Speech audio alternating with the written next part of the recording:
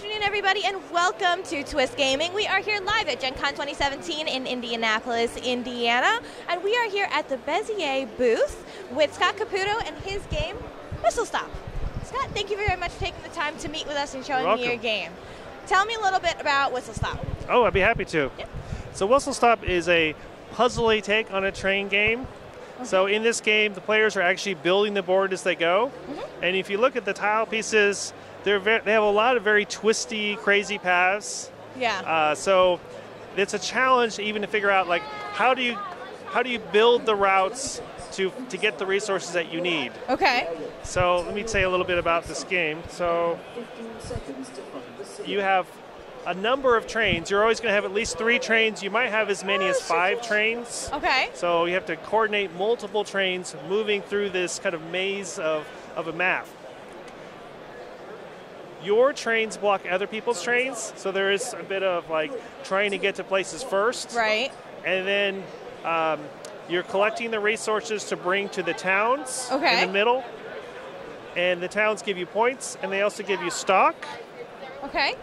Whoever has the most stock at the end of the game of a particular company gets 15 points, which can be worth a lot. Okay. And it's also a bit of a race to get across the board. If you can make it to the end and deliver to one of these really big towns, you get a lot of points, and then your train gets retired to one of these spots, which give you more coal, more resources.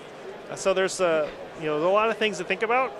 You can also get upgrades while you play, which can give you kind of special actions that you can take. I see the coal car, the extra boiler, new whistle. Yeah, so these kind of nicely snap onto your player board. Very cool. And it's another action you can do. So what you do is you get 2 coal per turn. Okay. And you spend the coal on here. However, you could spend up to 4 coal on a turn. So you have to kind of decide, when do I want to spend my extra coal? All right. Because you might get to the end of the game and you're like, man, I wish I had 4. I had the extra coal to do this really cool thing. Exactly. So there's also whistles. Whistles are kind of like a super coal that lets you jump over other people. It's a way to get unblocked. Okay. You're always moving forward or within the same row or column. I guess in this case it's a row. You can't move backwards. Okay. But a whistle lets you break that rule and move backwards. Oh, okay. How do you get whistles in the game? You start with 1 whistle. There's also a whistle factory. You can get whistles as the reward for going across the board. There's also an upgrade that you can get that gives you whistles. Ooh. You can trade for whistles at the trading post. So there's a few ways, but it is hard to get a whistle. Yeah. So you want to use them sparingly. Can you tell me a little bit about how you came up with the idea and the concept for this game? I'd be happy to. I had been playing games like Metro and games like Steam, and I really liked those games. I kind of wanted to do a mashup. I wanted to do a tile-laying game with these crazy paths like Metro, but it's pick up and deliver, but where you're building the board as you go. Okay. And that was kind of the start. And, there was a lot of iteration. I mean, this game's been in the works for like 6 years. Oh, wow. Yeah, so you must be very excited to see it finally on the table. Yes, definitely. And people have really been loving and playing the game, so it's great to hear. That's great. What kind of feedback have you been getting from the players that have come and do? I know you guys have been running demos the whole convention. You've had a lot of activity over here. What kind of feedback have you been getting from the players? It's been really good. That's excellent. I know that we're #1 on the Geek Buzz, at least the last time I checked. Congratulations. Which I think is like people who go, it's like a survey. People go and say what games they're excited about, and so we've been #1, I think, most of the time. I'm not sure if it's been the whole time, but a lot of the time. That is super exciting. So obviously people are enjoying it. We sold out the first day.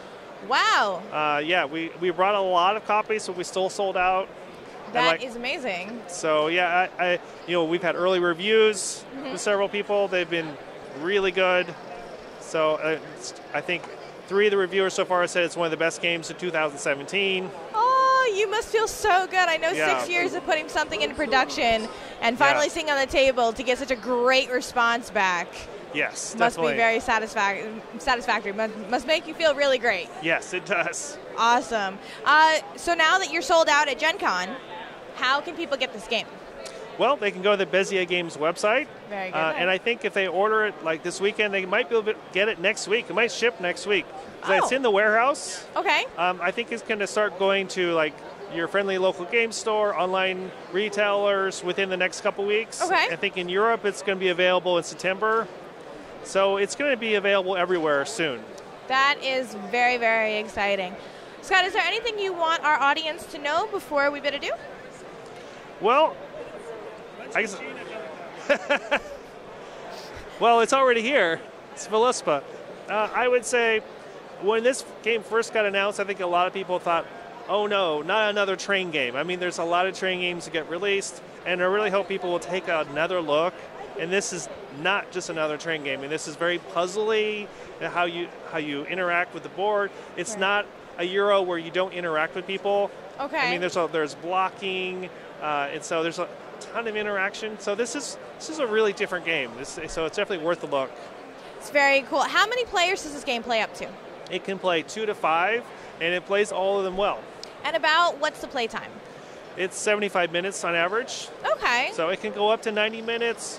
It's possible to end in an hour, but I would say average is about 75 minutes. Age range for the players? What did we say on the box? It says 13 plus, but I don't know if I believe the 13 plus. I know I've seen some pictures of people who play with really young children, so I think they can pick it up.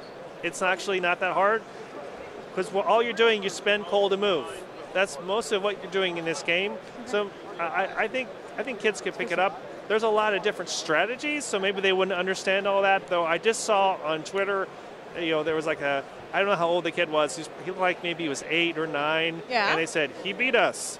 Oh, those are the best. So I saw another one like that too. So it's like, I think kids can win at this game because they kind of get dialed into like, oh, I get it. I want to move here. Oh, I want to go move there. And especially with puzzle kinds of games, kids sometimes see the simplest routes that adults tend to overthink. Yeah. So I think that's really good. So this seems like it's a nice kind of family night kind of game.